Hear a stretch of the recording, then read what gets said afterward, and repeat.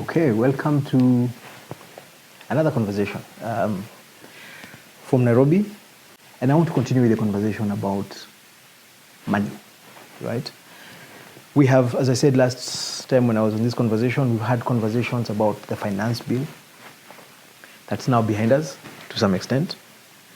We had the budget, and I'll keep emphasizing this. The finance bill tells us where money will come from. That's how the government is like a projection. It's like a business plan of how the government is going to run, where the government is going to get money from. The budget is how the government is going to spend that money. And as far as I'm concerned, the finance bill, which is what was telling us where money was going to come from, attracted a lot of public involvement. In fact, I remember Ishung was saying this most probably is one of the most publicly discussed documents this country has ever had in regards to the finance bill. And just for the record, there's a finance bill every year. For the government to develop a budget, they need to have a finance bill. So there's a finance bill every year. But this particular one attracted a lot of attention. Of course, it had a lot of confusion as well. I remember somebody in one of the conversations in Parliament, somebody asking one of the pro-government MPs asking one of the pro-opposition MPs, at what point of that finance bill was there written that helicopters were exempt? But that was one of the conversations that went out far and wide, that helicopters are going to be tax exempt. Now, the finance bill, as I keep saying, it's about where money comes from, right? What really, really needs to interest us is where money will go. I know we are worried. Money is coming from our taxes. Yes, we have said this before. We'll say it again and again, that until we find another way of running a developing country, we will run government from taxes. So we have found the money. Let's assume we have found this money. It's a 3.7 trillion budget.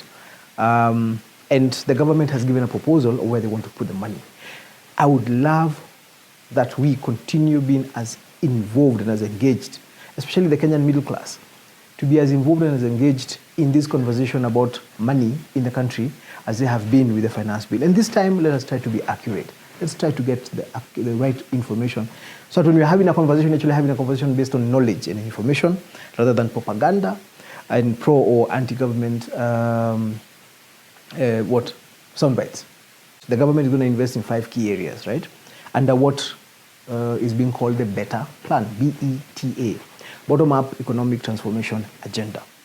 So, as I said, as is available in the public, the first priority is agricultural transformation. And I think I like that because agriculture has one of the biggest catchment of employment. It's got pre and post value chains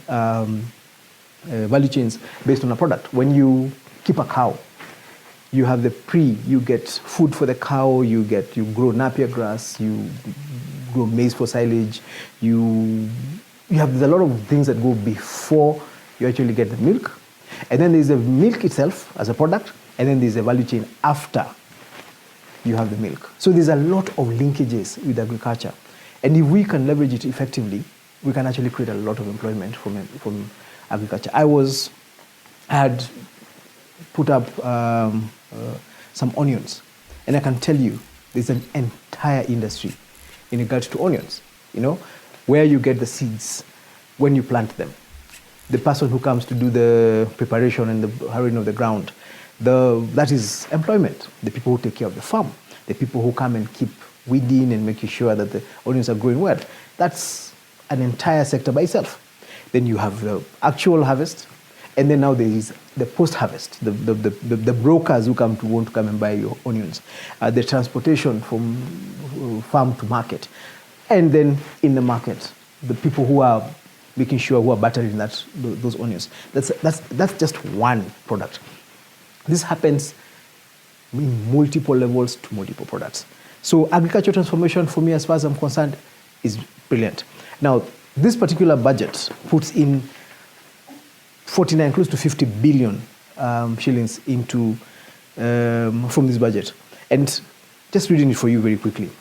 5 billion goes to fertilizer subsidy. The argument has been, let's not subsidize consumption, let's subsidize production. So put money into reducing the cost of fertilizer, because if you reduce the cost of fertilizer, you're reducing the cost of that goes into the product. Hopefully, the product becomes less expensive when it comes out to market. 8.6 billion goes to the National Agricultural Value Chain Development. That's self-explanatory. 2.7 billion goes to the National Agriculture and Rural Inclusivity Project. 2 billion to the Kenya Cereal Enhancement Program. 2.8 billion for Emergency Locust Response. 1.4 billion for Small-Scale Irrigation and Value Addition Program. 1.3 billion for Food Production and Nutrition Security Program. 500 million for Agricultural Sector Development Program, and 596 for the Food Security and Crop Diversification Project. You also, and you see within agriculture, you have livestock. 3.7 billion to de-risking, inclusion and value enhancement of pastoral economies program, 2 billion livestock value chain, 1.5 billion livestock commercialization program, 166 million for embryo transfer project. Leather, 350 million for development of the leather industrial park at Kenani, 220 million for livestock production, 132 million for leather value chain. And you keep going down. You have money for free areas. You have money for agriculture business development project for the blue economy, and you just keep going, and you can figure out there's a lot of money going into agriculture. And if you're out there and you're figuring out what you do next. The problem we have as a country, by the way, is that we think agriculture is what you do when you don't have a job. We keep hearing people saying, anafanya nini siku hizi? Hana kazi, analima tu. That's how much we have, that's the kind of opinion, that's how low an opinion we have of agriculture. And agriculture is a big thing when you do it seriously.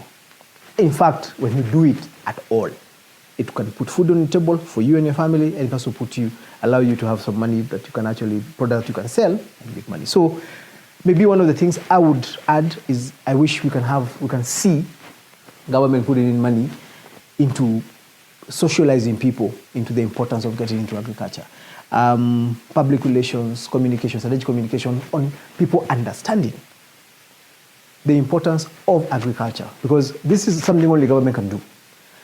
Have shows, have conversations, have expos where members of the public actually come and understand how agriculture is done and how agriculture affects. That's a good business. You know, the way you have business expos, you have people coming from Turkey, you have conversations about cars.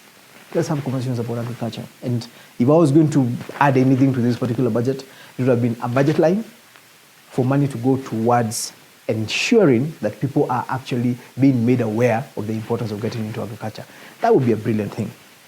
Of course, the next investment area is micro, small, and medium enterprise. This is where we find something called the Financial Inclusion Fund. I'm sure most people don't know what that is. It's also known as the Hustler Fund. There was an allocation of 20 billion, and I see there's an additional allocation of 10 billion. And then there's 300 million going to manufacturing, SMEs, 182 million going to the Women Enterprise Fund. That's one of the best funds we have in the market. My experience when I was in office, money going to the Women Enterprise Fund is always used effectively. In Nyeri Town constituency, for example, we had 101% repayment of that fund. And we had stories of women whose lives have changed because of access to this fund. So I'm glad to see there had been a rumor that it was going to get scrapped. I'm glad to see it's still there. Youth Enterprise Fund, Development Fund has 175 million now. This is a fund, this is a new fund, a fund where the government is going to need to put in some more stringent oversight in how that particular fund is used. Because now these are the two funds that have, 50% repayment. That is not a good thing. Then you go to housing. Now, I know this has been the most controversial part. This particular sector, this particular investment area has been the most controversial one in the finance bill. But then one of the things is a target that the government has of getting 100,000 people involved in the housing project. And these are the people who are graduating from TVETs. We have TVETs, which is one of the most interesting education systems that we have. This is skills training. You know, we have people kids being told, go to school, go to university, get a degree, which is a good thing. I will never beat up on degrees. It's a good thing, get a degree. Then there is TVET, which tells you, go to school, get a skill. Come out, leverage that skill, and make money. So we have all these kids who are coming out of school with knowledge, technical knowledge on building, And this program is going to be one of the ways we actually put these young people to work. The government has a target of doing 250,000 houses per annum. Sounds ambitious, but if they could do that, then you're putting 100,000 people to work, which is quite something. And there's 35.2 billion into the housing program. Then, of course, is healthcare. Carryover from the Big Four agenda of the Jubilee government, just making sure people are being able to access healthcare, universal health coverage. Nyeri County was one of the counties that benefited from a pilot program, and I really, really feel sad that that particular pilot program was closed, where people were actually being able to access healthcare with a card. It collapsed. Part of the problem, I'm hearing there's noises about NHIF not doing very well. I'm hoping that is going to be solved. I have testimonies of people very close to me where the NHIF has been the difference between life and death, literally. I have a colleague of mine whose wife was in hospital for close to 11 months, and this was taken care of after being paralyzed, and this was taken care of by NHIF. Had that not come through, there would have been a problem. So I know there's a bit of a push and pull about how NHIF is doing right now, but I really pray this is something that is going to ensure that's something that the government is going to put an eye on, because this is how you actually affect the healthcare access of the typical hustler on the ground. He or she has to be able to access NHIF. It's quite a bit of money going into that. Literally, I mean, we have 141 billion supporting various programs under the universal healthcare. We have 4 billion going to free maternity healthcare, which is supposed to be a complement to the Linda Mama program. 5.9 billion managed equipment services, 1.7 billion medical cover for elderly and severely disabled people in our society.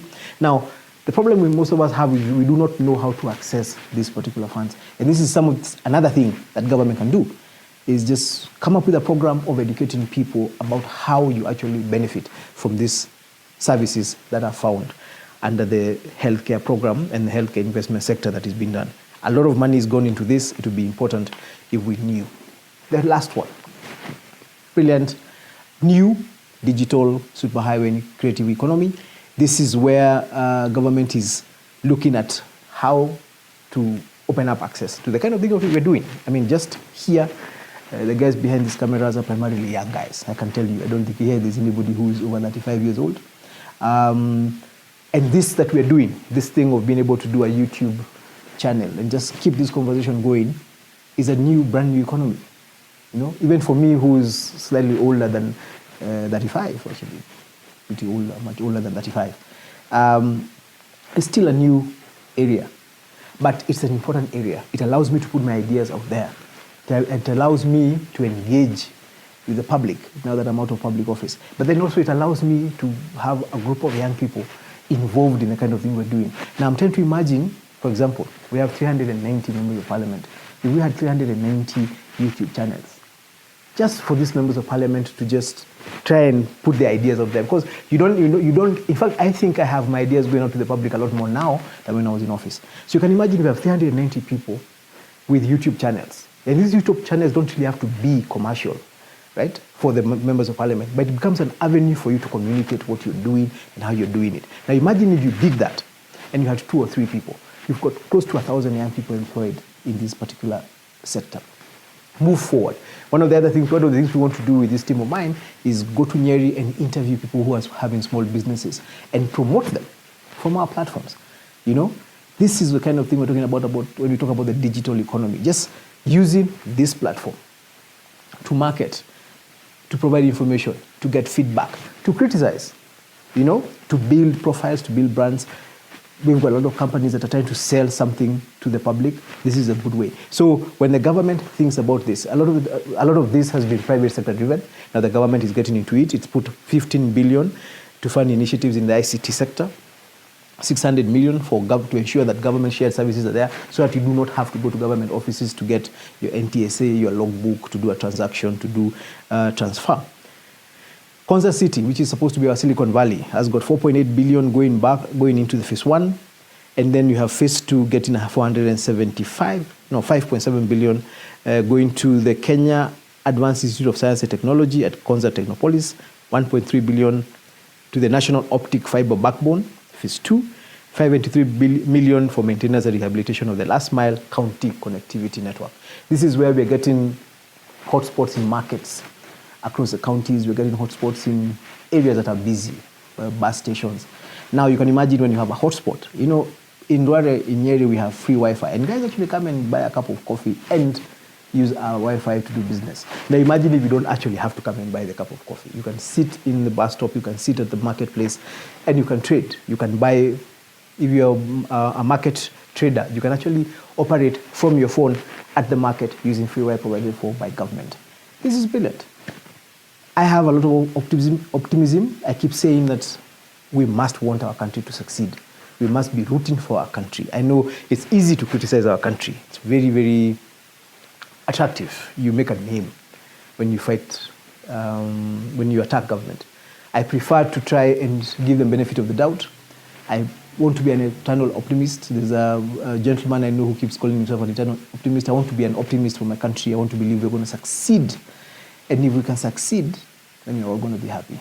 And if this plan can be implemented even 75%, we would be in a much better place than we are today. So, President William Ruto has his first budget. Let's see what he's going to do with it.